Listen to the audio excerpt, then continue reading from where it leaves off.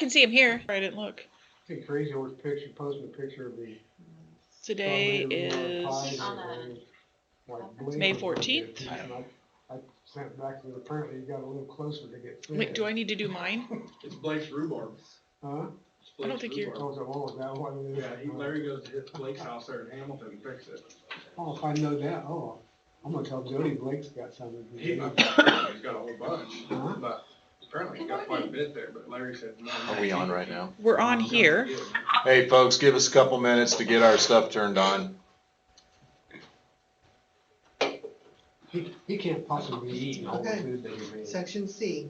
So It I says, don't, What does it I wonder say? why that's, I wonder, planned large gatherings and events must be canceled or postponed until after termination of this disaster.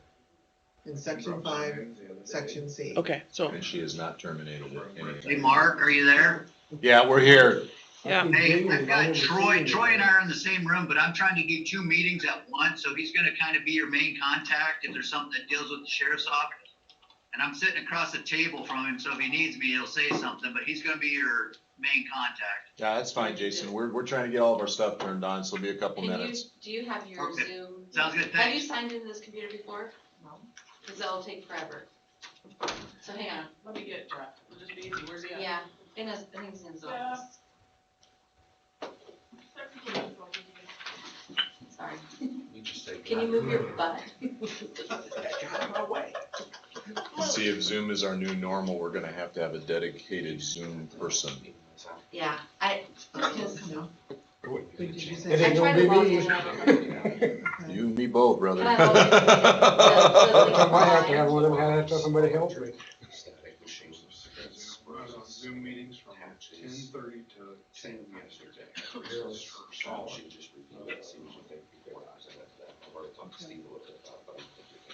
Okay. We're on here. All right, thank you. Oh, cool. I think some of these meetings are just for the sake of having a meeting.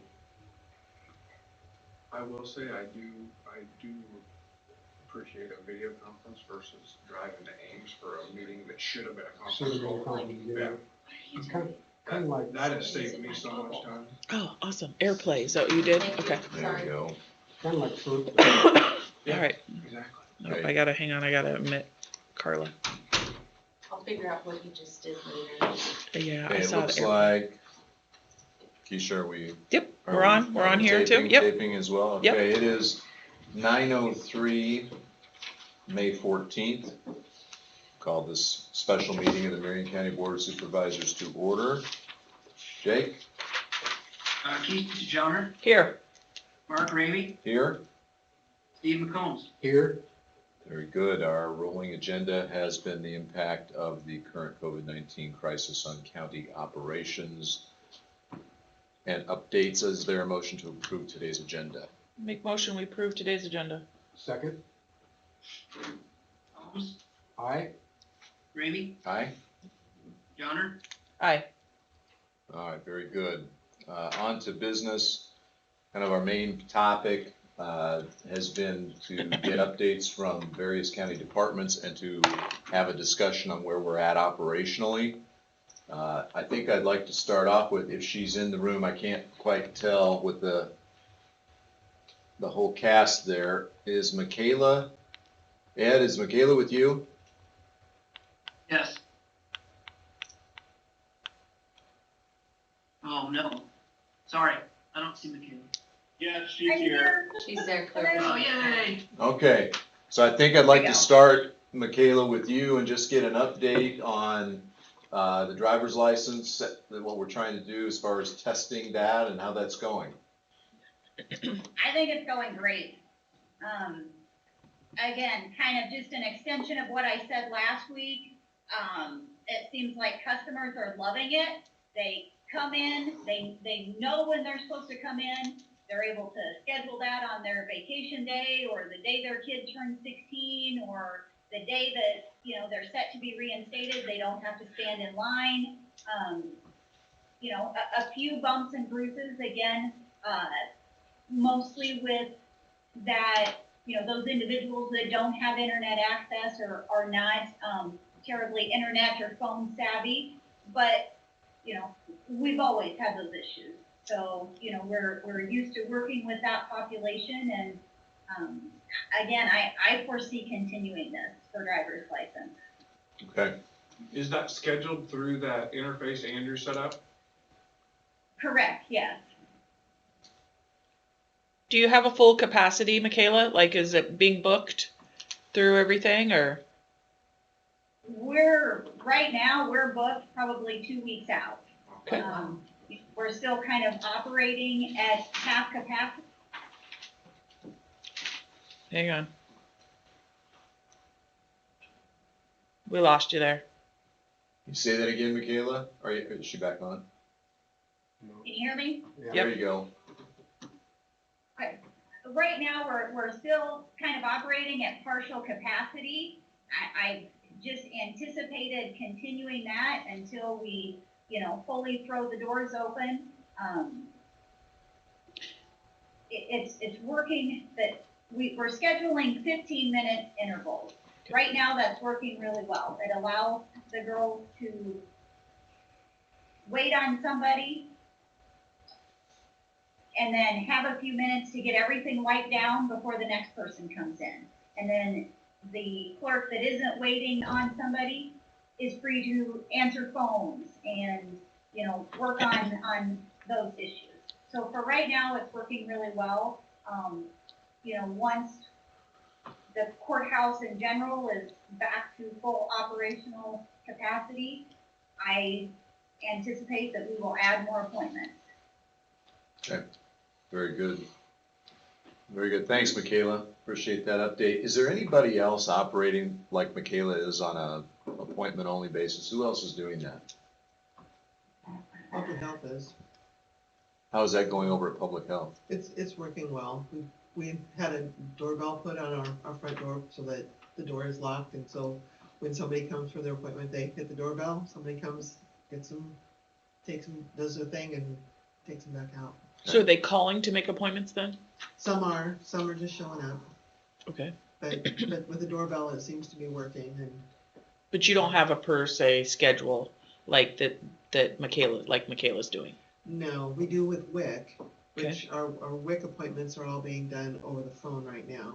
And that, we have not gotten word from the state that the federal government allowed appointments to be done by telephone until May 31st. And we've not heard whether that's gonna be extended or not, so we're still waiting on that. Good. Is there any, do we want to have any discussion about trying out what Michaela is doing, Ken is doing with other departments? I know we had talked about recorder's office at some time. Karen, I don't know if Karen's there. I am. So, I'm here. Karen, how do you feel about trying an appointment scheduling similar to what Michaela is doing? I have talked with Andrew, we've looked at the program, and we are planning on doing it eventually. Right now, we're helping out anybody who needs, vital records. If they show up for their driver's license and need those, or maybe they have an appointment somewhere else, we're helping them either they're sent down to our office and we take care of it, or they meet us at the door, exchange money in their document. So we are doing it on a very limited basis so far. Okay. Looking at maybe in about 2 weeks, working on that appointment only for vitals and DNR. I have ordered a credit card system that should be here next week. We'll start with our DNR, taking credit cards over the phone, do that just to shorten up the time. But for right now, everything that we do with the exception of passports, we're doing. We're Okay, helping our customers and we're getting the job done. okay, We're still 500 documents ahead over last year. And from what I'm hearing for other recorder's offices, no one is opening up by appointment until June 1st or June 15th. And I heard this morning, 2 of my researchers have COVID-19 that would be coming from Des Moines that have been calling to see if they could get in. Glad I haven't let them in, Wow, yeah. because they do have active COVID. also I heard this morning that Wells Fargo to work from home until the end of June. Say, So I think say that again, Karen. Wells Fargo what? Wells Fargo is continuing to work from home. The people at the main bank, they have their drive-up banks open. You only enter the main bank with an appointment. But the tellers are basically working from home. Okay. And that came from the head of the tellers at Wells Fargo this morning. Okay. Good. Well, it sounds Mark? like, yeah, who's that? This is Missy. So I have been through this working, appointment only. People call in, they need to meet with me. I either go outside, meet with them, get documents signed. And Andrew has set up the appointment, scheduling for the zoning department. So that is, it starts as of the 18th. So, I'm gonna give that a try. A lot of my stuff, like you said, we're already ahead of building permits from previous years. So with the online system, we're moving forward as normal. I've had more, meetings than I've had in the past several years already. So, Okay. yeah, we're gonna give that a try. Okay. Good. I think one of the things we'll. Mark, Ed, can I interrupt for a moment? Sure. Go ahead, sir.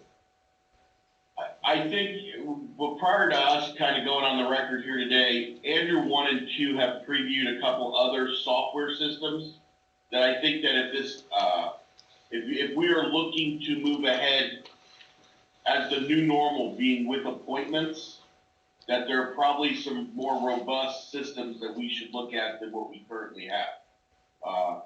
They're not free, but they also then do some things like create a virtual queue, allow you to text message folks when you're ready for them. They can remain in their car, hit a button to tell you they're there. I think it's something that if this is the direction the board wants to go to, at least for the remainder of calendar year 2020 and into the future, I think we're going to start to see some limitation on Michaela's system. Well, But I don't know if that's something you want to put a task force together and put one of your board members on. Well, Ed, that's a good point. It's actually on my list here. I also think, I think we need to think about our internet bandwidth, don't we? Andrew, how are we on capacity? We've had times out here when we've done live broadcasts where it seems like we're having either connectivity issues or because we've got so many things running at the same time. So do we need to also think about our internet bandwidth? Do we have any issues with that? There are times, Mark, that we can hit that capacity, and I'm looking at another option for our backup internet connection. Our backup internet connection is through Mediacom right now. I have actually this week signed an agreement to go with Windstream Fiber as our backup internet connection. They have a fiber in Knoxville now. So it's about the same cost as what we're paying for Mediacom right now, and it will be significantly more bandwidth. So I did sign that agreement. They're telling me they're anywhere from 60 to 90 days for the install on that. So we have to kind of keep what we have right now for the next couple months. But that should improve our capacity a little bit. I can increase our capacity with Lisco, but I think there's some issues. I think your live stream was having some issues, and I'm not even sure that was a capacity issue, quite honestly. So myself and Andrew Myers need to do some testing with that to see if we can figure out what's going on there. I just found out from Jeff last week that you're having problems with that, so we need to figure out what's going on there. But as Ed said, I do have a paid option that Andrew Myers and I looked at yesterday, and it definitely has some more bells and whistles and some features that we don't currently have with the scheduling system. And so it is a paid system. There is a cost to it, but it definitely, I think, would be beneficial consider looking at it. Okay. So what I'd like to propose, and Ed, I'm gonna kind of dovetail a little bit off of what you suggested, which I think is a great suggestion. I think in addition to kind of a task force on what kind of appointment software, those logistics, I think we need to get to a common understanding of what we're going to do timeline-wise to reopen courthouse operations. I hear what people are doing, and Karen, I hear what you said about the recorders and other counties are doing X, Wells Fargo's doing Y. But if we do that, we can use those as benchmarks potentially, but I think we have to look at what's going on in Marion County. And I think we have to figure out how do we want to reopen, and that could be, we want to extend an appointment-only process till the end of 2020, that's fine. But I think we need to get to a place very soon where we can announce to the public, this is how we're gonna function for the foreseeable future. And say, and we'll review, not every week, but we'll review in 90 days.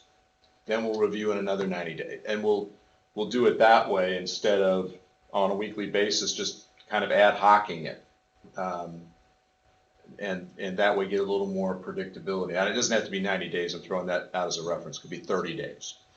But I think that's the stuff we need to really talk about as county government. I know Steve, I don't know if you have an update on the parks, but I know you guys are working, extended hours getting these parks ready to reopen. And what's the reopen date? The campgrounds will open tomorrow morning at 8 a.m. So that would be Marion County Park, Roberts Creek, and then along with that, the shower restroom facilities will open along with all the restrooms in the park. So at Marion County Park, everything is gonna be open except the playground, which is still closed.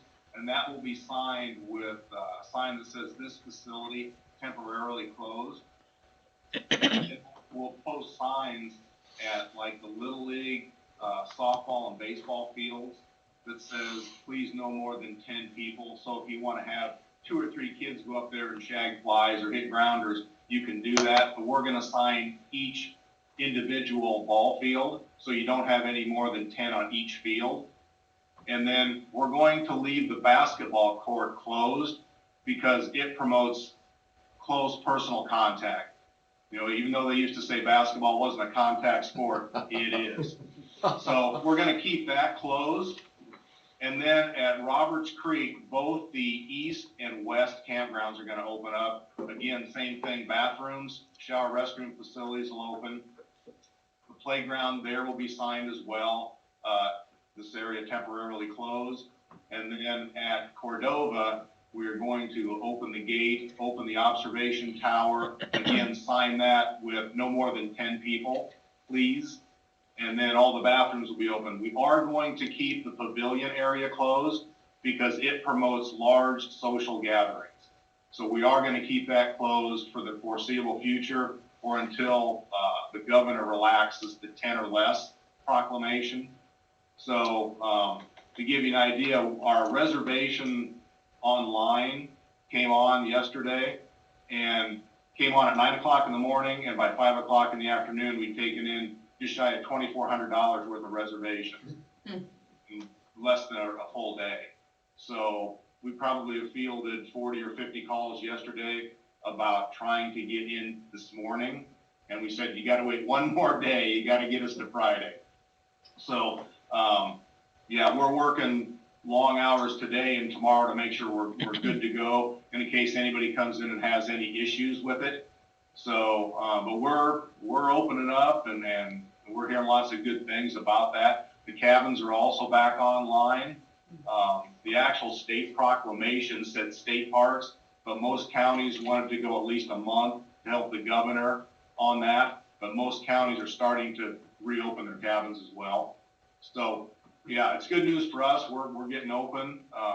It takes some long hours, but we're more than happy to do it because we want to get people out and enjoying the outdoors again. That's great, Steve. We appreciate all the work you guys are doing too. That is a monumental effort to bring those back online. But to that end, I think what this highlights is kind of we've got different areas of the county doing different things. Right.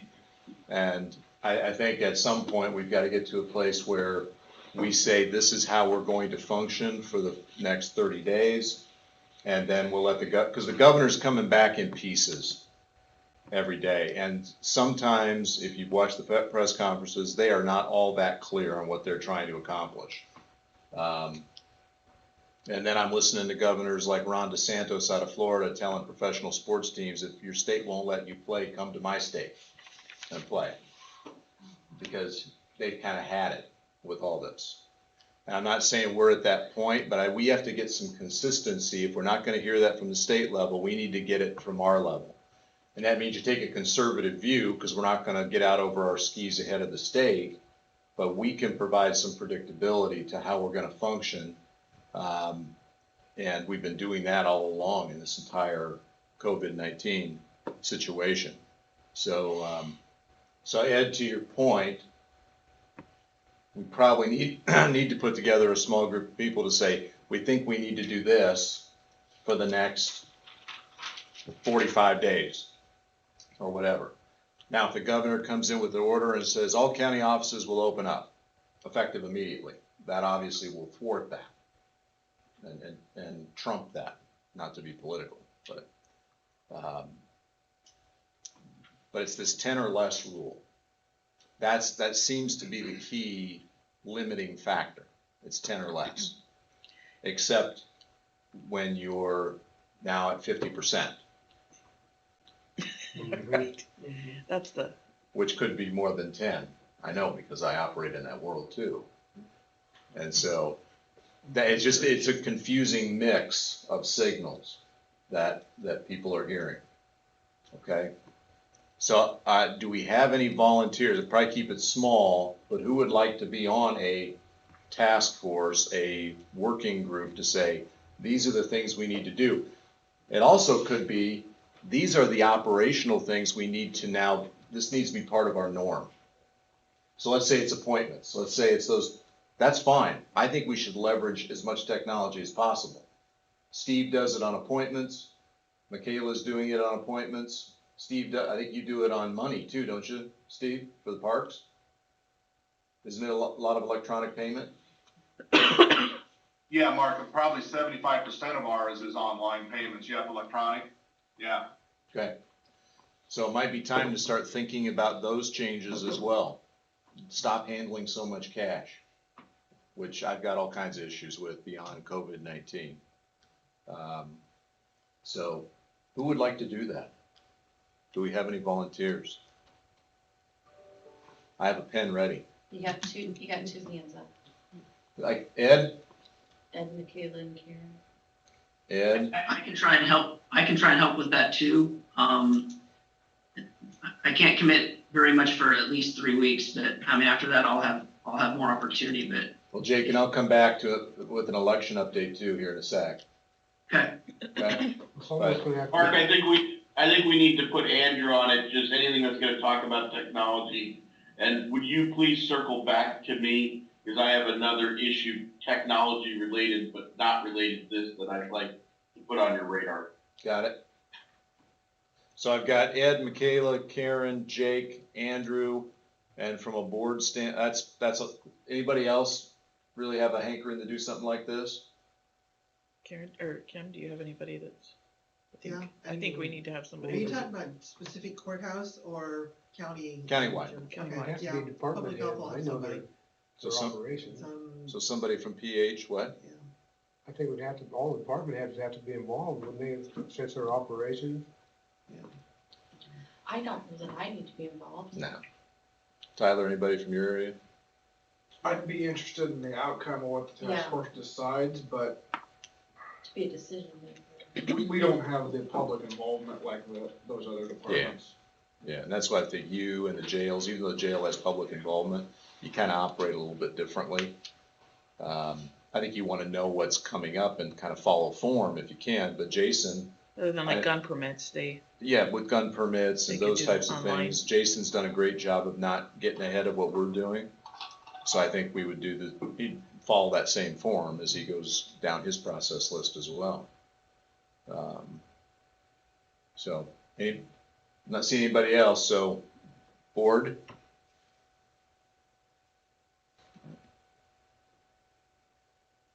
My plate's full. Steve's plate's full, all right. That's fine. I think we also probably need to include, I know Steve just said his plate was full, but from him being a liaison with maintenance and how the building operates and what we need from that standpoint, I mean, any three of you would be a great fit, but I think Steve's the logical place where it lands. I'll be So seeing Steve, you right directly. On your plate. Ed volunteered Steve, I think that got swatted back. It's one of those rejection moments. No, I'm I'll fine second with it. Ed's motion if we need a second. I'm fine with it, I just don't know their operation. You never know. Steve? I'll certainly be the liaison. Third time's a charm, Steve. Hmm? Come on. All right, I just said I would. so we got Ed, Michaela, Karen, Jake, Andrew, someone from Public Health, and Steve McCombs has graciously volunteered in Steve McCombs fashion. To be a part of it. All right, that'll be our operations task force. How about, get together when you can, but by next Thursday, give us a read on where we're at. Okay? Yeah, I'll chime in on that because I think as the governor continues forth, talking about opening up different things, the public is going to expect things from us too. So, yeah. We just need to be consistent on Yep. what we're saying. Yep. And so yeah, if you guys can, Steve, maybe by next Thursday, have some kind of initial read on how we want to do this and. Well, I'll be going out there after this meeting anyway, we're gonna be putting those signs up, so. Yeah. I'll talk to them out there. Sounds good. All right, perfect. Jake, want to update on elections? Yeah, sure. So we're about 3 weeks away. Effectively, our outside doors here have been open to public. There just hasn't been a whole lot of interest. We've probably only we do 2 to 5 in-person voting a day. There has not been any issues with, the 10 plus or anything like that I've seen anyway. So the in-person voting is been very, to say the least. And I think that's a direct that statewide mailing for absentee stuff. The absentee requests we're averaging a couple hundred a day. So we have now sent out over 4,200 absentee ballots. Just for perspective, 2 years ago in the primary election, we only voted 3,800 people total. So, we're gonna have one of our highest primary turnouts ever. And of course, now that they're all coming back, the problems are coming back with people not understanding the ballot or it's just what happens. So it's just what we're working through. Right. We have locked down 5 polling sites. We're gonna have 7 people at each one, working with getting a shipment of PPE, actually, and hand sanitizer and different things like that, tomorrow, from the Secretary of State. So we're working on those processes. So, with a higher number of absentees, then that is gonna create some challenges, to get them opened and counted. There's a push to try and, get a special provision to allow us to start counting on the day before the election. But I don't think that's gonna happen at the state level. So, we're still under what we do for general election. It's just gonna, having space and time and maintaining distances and things like that to get a group of people in here we've identified to try and get those open is kind of where we're at. So I think we're moving forward. We are on task. We have some good folks. And as of yesterday, we got caught up with the request that came in the mail, actually went out in the mail yesterday as well. So it helps not having people at the counter all the time. That's kind of unique. So all the absentees create their own challenges, but it's also nice that we don't have somebody standing at the counter all the time, which, that has been beneficial. Very good, thank you. if anybody has any specific questions or have seen any issues with it that I need to address, but that's kind of where we are. Okay, very good.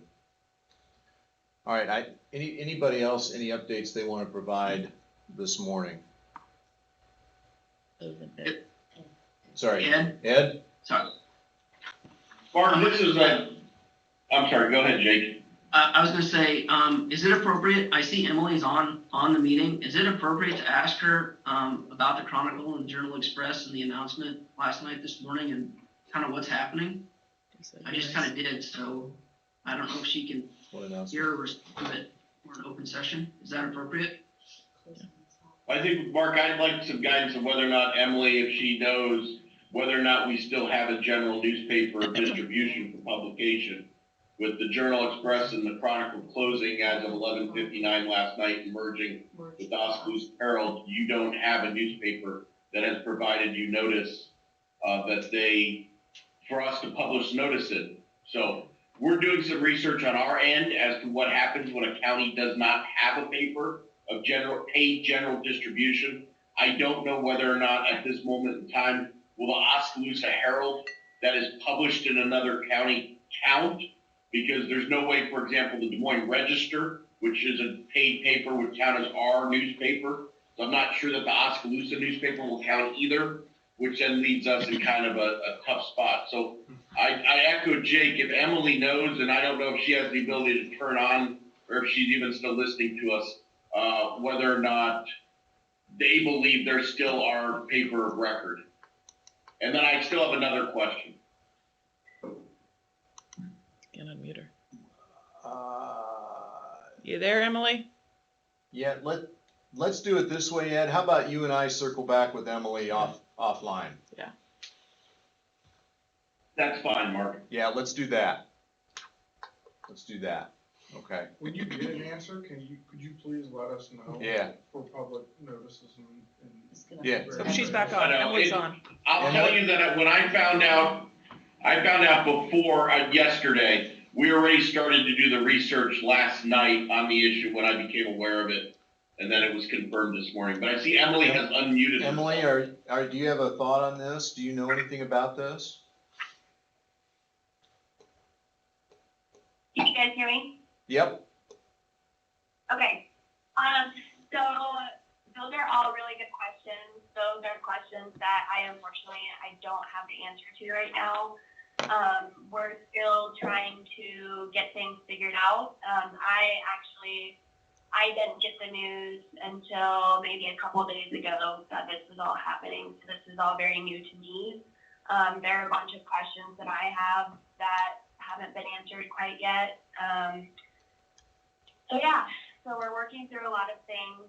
Our hope is that our current subscribers for both papers will subscribe to the Oskaloosa Herald.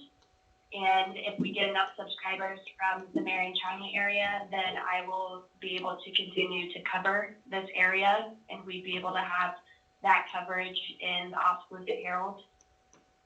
But it just all depends on the number of subscribers that we're able to still pick up. I don't know how the community is going to feel about that, but I mean, that's really the only information that I have for you guys right now. Unfortunately, I wish I could answer Ed's questions, but I can't do that at the moment. No, I appreciate it, Emily. Thank you. Thank you for that. Mm-hmm.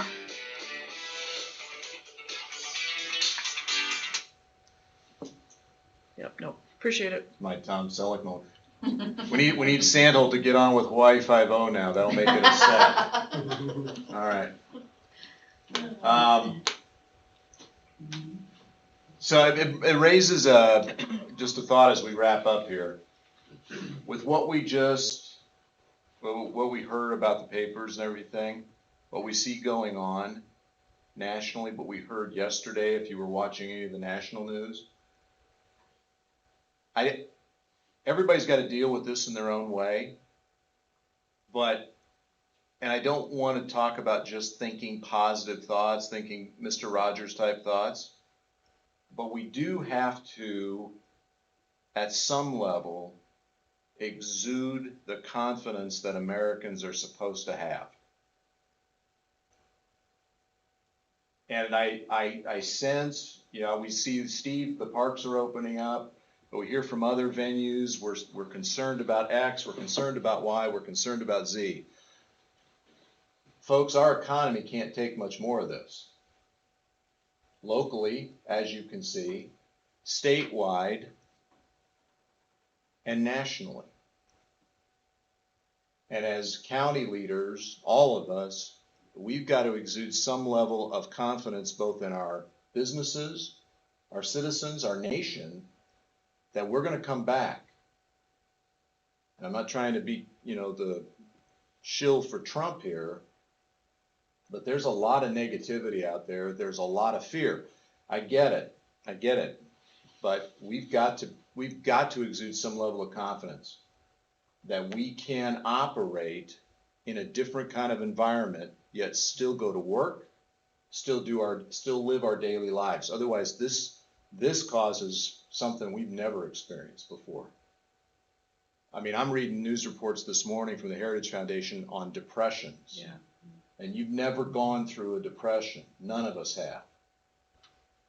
And when the Federal Reserve Chair stands up and says, I see significant downside risk, causes a massive stock sell-off, doesn't quantify what those risks are, that's the height of irresponsibility. And he should be fired. We can't go out and do that kind of stuff. This country wasn't built that way. We need to be careful. We need to follow the guidelines, but we cannot live afraid of our own shadows. So there's my 2 cents worth. Let's figure out how to make this work so we can show people that we can function with all the safeties in place, but we can function and we can live. Otherwise, just fold up the tent and go home.